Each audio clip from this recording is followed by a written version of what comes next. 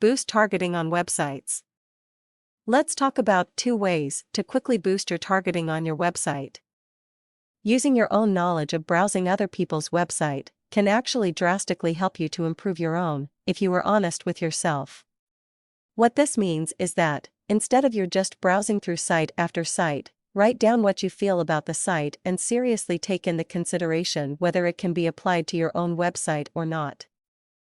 Doing this will help your targeting on your site since you could fix everything that you hate in other sites in your own website. For example, let's say that you are on a site that has no clear message. You need to think, does your site have a clear message? Or what about if you hate autoplay videos? You know you visited a site that has autoplay video and you're like, man, I hate that. Well, you need to think about then if you want to have an autoplay video on your site even if it tested pretty well for you. Do you really want that even if it annoys you personally? Recently, I sat down with my pen and pad and jotted down those 2 annoyances, and I fixed them on my own site to increase my targeting efforts. Let's also talk about implementing dynamic call to actions. Dynamic call to actions are customized calls to action which are in line with where the customers are in the sales funnel.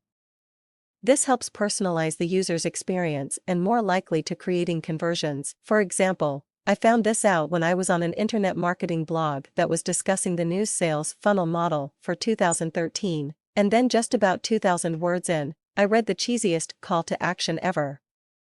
I was immediately turned off by that attempted conversion method. In another instance, I was browsing for a quick recipe online and there was a call to action at the bottom that was trying to sell me a stove.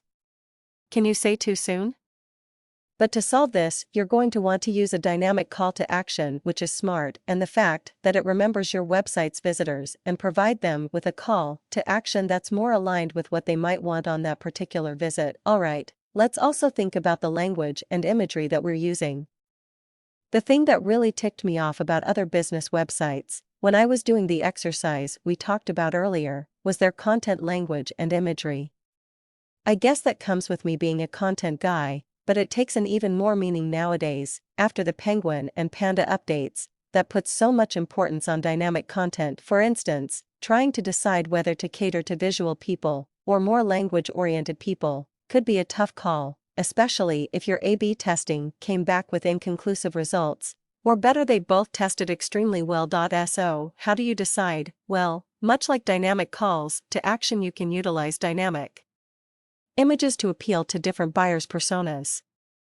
Set up your images to auto-adjust to your context profile, or where they are at in your sales cycle, and you automatically increase your personal connection with your clients. This makes them feel more comfortable buying your service or product, and that's exactly what you want, a comfortable conversion.